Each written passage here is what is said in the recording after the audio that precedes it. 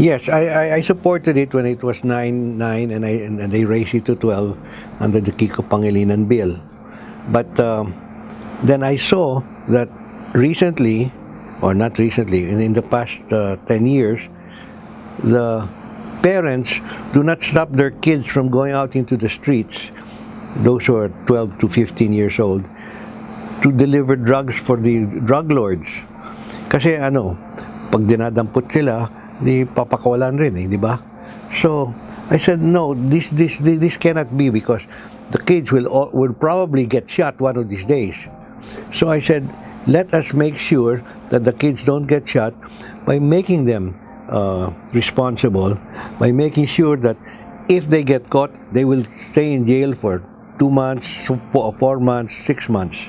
Although the jail will not be a real jail, it's not a jail where hardened criminals are, it's bahay pag-asa. So let them go there, let them go to school there, and if their parents keep on doing it, then their parents have to be punished also. So maybe if you put the father in jail for 1 month, he loses his job for 1 month. Mahirapan siya. If we can catch them, we will penalize them also, no? But in other words, while we cannot catch them, we have to make sure that that they cannot use 12 to 15-year-olds. They can use 16, 17, 18. Fine, let them use that, because they'll go to jail. But the 12 to 15, they won't go to jail, but they will go to a bahay pag-asa. Well, so what? If they do that, it doesn't matter, because good ideas are good ideas, bad ideas are bad ideas. So if the idea is good, go ahead and do it.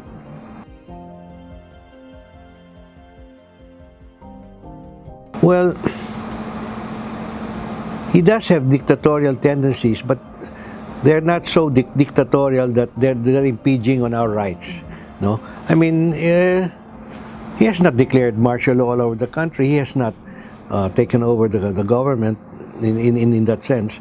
So no, I don't think he has tendencies, but tendencies can be a little thing, a medium thing, or a big thing. He's got a little tendency. Those are talks. Talks are just talks.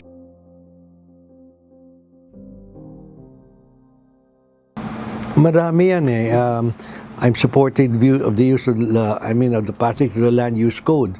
Now, that land use code has been there for 35 years and they've never passed it. We can't have a property in this country having 2, 3, 4, 5 titles. Iba-iba yung issue ng title Hindi pwede yan. You can only have one title. So we have to pass the land use code. We have to relax the bank secrecy law. Now, I don't know if we can do that, but with President Duterte, perhaps we might be able to do it.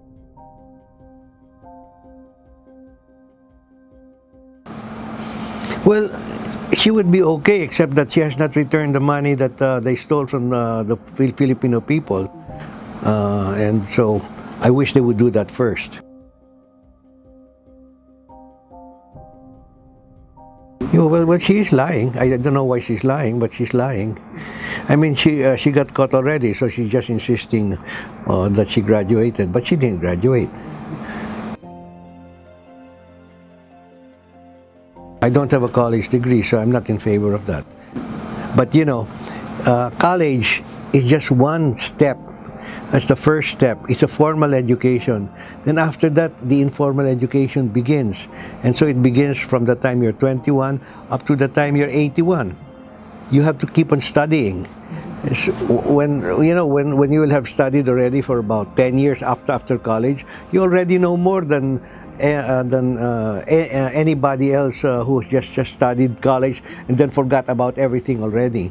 No, I continuously study, and so that is an irrelevant proposition where I have to have a college degree when I go to the Senate. No, it doesn't follow, because I've studied already a lot. That by the time I'm 51, I have 30 years of study under me. And that's pretty good. Yeah, they patched up last week. How did it go? Well, my brother, first, he had a chief of police there that was the most outstanding chief of police in the country.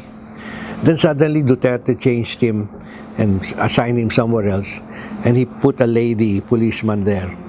And this lady policeman was so close to Duterte, she used to call him up directly. Now, my brother did not like the way she was running things. So he withheld some of the allowances of the police. At sinumbong naman niya kay Duterte. So nagalit si Duterte kay Tommy. Now, I told Tommy this, and one, the anti-drug war is Duterte's main reason for being president. And number two, the PNP is directly under the control of the president. It's not under control of the mayor. It's only under the supervisory powers of the mayor. But it's under the president. So you have to leave him that. Let it go. And, well, he saw the light, and he made up with Duterte about last week or 2 weeks ago.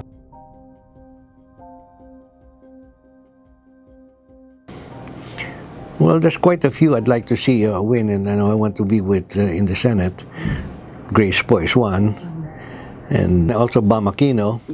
I'd like to see Chel Diokno in there, and Erin Tanyada, and Nery Colmenares. Those people.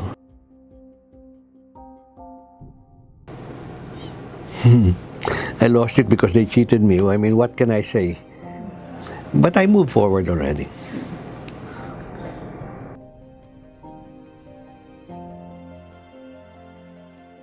I don't have very many recollections of him because he was already very old when I was growing up. No, he was already in his late 70s or early 80s. He died when he died in 1961. He was 83, and I was at school at Harvard, so I didn't.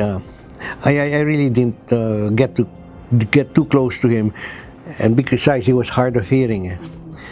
So we hardly had any conversation, put it that way. Of course it's ready. I think if you put it to a vote, it will be acceptable to the majority, yes. Also, I'm for same-sex marriage. I mean, they're not hurting anybody. And if they don't get married to each other, how can they inherit from each other? You have to have a legal way wherein they can inherit from each other. If one dies, di mapupunta naman sa mga relatives ng isang tao imbes na pupunta sa kanyang kasama. So no, we have to have same-sex marriage. I'm in favor of priests getting married. I mean, the Catholic Church is the only one that doesn't allow their priests to get married, but all the other churches allow their priests to get married, and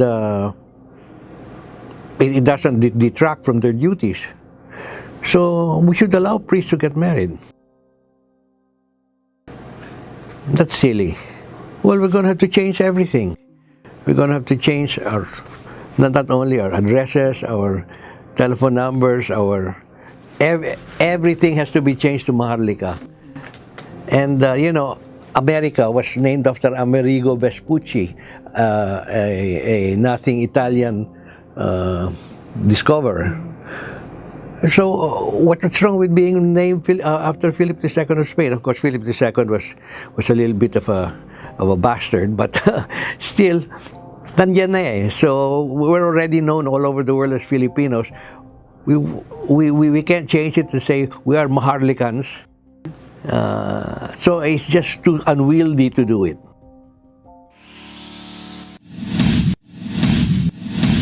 Thank you.